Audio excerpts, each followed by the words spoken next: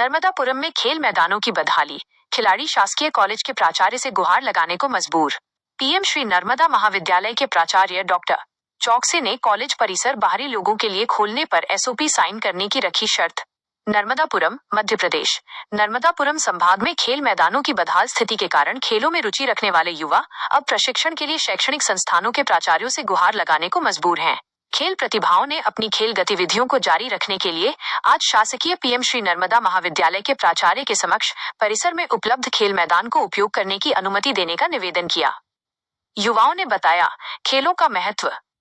दिनांक 25 नवंबर 2025 को इन खेल प्रतिभाओं ने प्रदेश खुलासा लाइव न्यूज संवाददाता अभिषेक चौधरी को बताया कि वे स्पोर्ट्स के क्षेत्र में करियर बनाने हेतु प्रयासरत हैं। उन्होंने प्राचार्य के समक्ष तर्क दिया, युवा वर्ग किसी भी राष्ट्र की सबसे महत्वपूर्ण शक्ति है। खेलकूद उन्हें अनुशासन, मेहनत, संयम और टीम भावना जैसे गुणों से लैस करता है। यह उन्हें सक्रिय जीवन शैली की ओर प्रेरित करता है और बुरी आदतों से दूर रखता है। हमें पर्याप्त खेल सुविधाओं की आवश्यकता है ताकि हम अपने कौशल का विकास कर सकें और देश का मान बढ़ा सकें। युवा खिलाड़ियों ने प्राचार्य डॉक्टर चौकसे से गुहार लगाई कि वे सुबह के समय महाविद्यालय परिसर में उपलब्ध खेल मैदान का उपयोग करने की अनुमति दें ताकि उनका शारीरिक और मानसिक विकास सुनिश्चित हो सके। प्राचार्य की चिंता और सुरक्षा मानक। खिलाड़ियों की गुहार पर कॉलेज के प्राचार्य डॉक्टर चौकसे ने स्पष्ट किया कि कॉलेज परिसर का मैदान मुख्य रूप से केवल कॉलेज स्टूडेंट्स हेतु ही उपलब्ध कराया जा सकता है। डॉक्टर चौकसे ने सुरक्षा कारणों का हवाला देते हुए बताया कि इस कॉलेज में पहले असामाजिक तत्वों का जमावड़ा हुआ करता था। हमने बहुत मेहनत करके कॉलेज परिसर को असामाजिक तत्वों से मुक्त कराया है। उन्होंने आगे कहा कि यदि कोई आउटसाइडर व्यक्ति कॉलेज में खेलकूद गतिविधि में योगदान देना चाहता है तो उन्हें स्टाम्प पर SOP, standard operating procedure sign करके आना होगा। ये घटना नर्मदापुरम में सार्वजनिक और सुव्यवस्थित खेल मैदानों की कमी को उजागर करती है, जिसके कारण युवा प्रतिभाओं को अभ्यास के लिए संघर्ष करना पड़ रहा है। स्पोर्ट्समैन जो यहाँ पे छात्रों के साथ अपनी गतिविधि करते हैं और क्रिकेट खेल में काफ़ी आगे हैं, सभी सरकार भी है। संजय जी, आप आज किस मांग को लेकर प्रचार महोदय से मिलने गए? हम प्रचार महोदय से इसलिए मिलने गए थे क्योंकि हमको शहर में सिंगल एक ही ग्राउंड है, एसएमजी ग्राउंड, जिसमें प्रॉपर हमारा खेल हो नहीं पाता है, क्योंकि एक ही ग्राउंड में 4-5 टीमें खेलती तो उसमें प्रॉपर खेल हो नहीं पाता है। जिसके लिए हमने प्राचार्य से मिलने गए थे ताकि कॉलेज का जो ग्राउंड है उसको कॉलेज के टाइम के अलावा, जैसे मॉर्निंग टाइम में सुबह 6 बजे से हम 8 बजे तक प्लेइंग करते हैं क्रिकेट, तो उसके सबसे रिक्वेस्ट करने गए थे कि हमको इस टाइम के लिए क्रिकेट खेलने के लिए अनुमति दें। तो सर ने कुछ एक्सक्यूज वगैरह दिए हैं कि कॉलेज में कुछ अलग अलग गतिविधियाँ होती है, कुछ दुर्घटनाएँ हो गई है, कुछ चोरी वगैरह हो गई है, जिसके कारण सर ने हमको मना कर दिया है।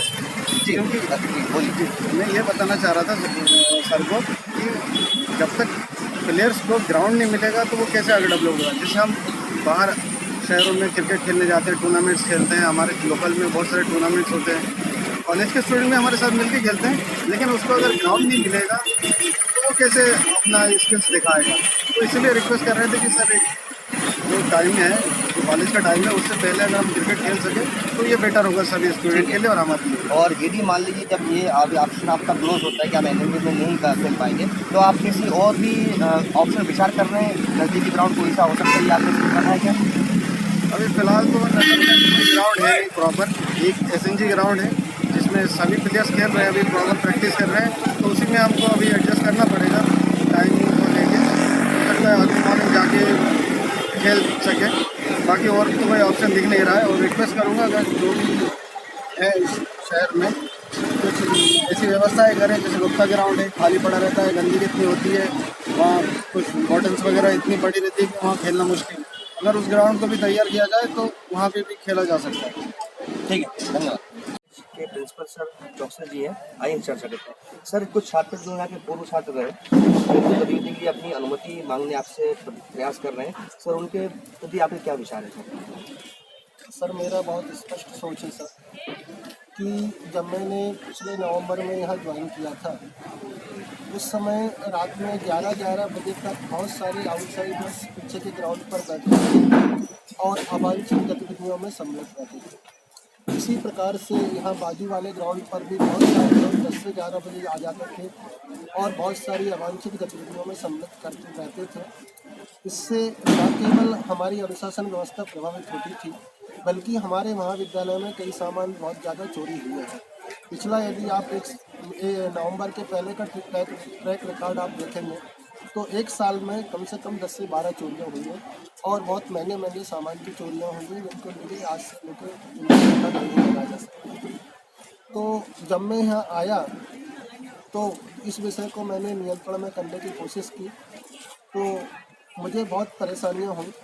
आफ्टर ऑल हमारे जनप्रतिनिधि, हमारे सांसद जी, दोनों सांसद जो विधायक जो, हमारी जनभागीदारी की अध्यक्ष कलेक्टर मैडम सम्मुख मैंने जिस विषय को रखा तो हमारी जनभागीदारी में हम लोगों ने एक प्रस्ताव पारित किया कि जो हमारे पास खेल ग्राउंड उपलब्ध है जिसमें सीमित संख्या में छात्र आते हैं उस खेल ग्राउंड पर कॉलेज के विद्यार्थियों का शेड्यूल क्या है, कॉलेज के विद्यार्थियों के शेड्यूल के अतिरिक्त समय निकाला, हम लोगों ने कुछ समय निकला, वो समय को बाहरी लोग MOU साइन करके और एक निर्धारित शुल्क कॉलेज को जमा करके और MOU में दी हुई शर्तों के अनुसार जिसमें महाविद्यालय की सुरक्षा अनुशासन व्यवस्था को भी शामिल किया गया है को सम्मिलित करके ऐसे व्यक्ति खेलने आ सकते हैं।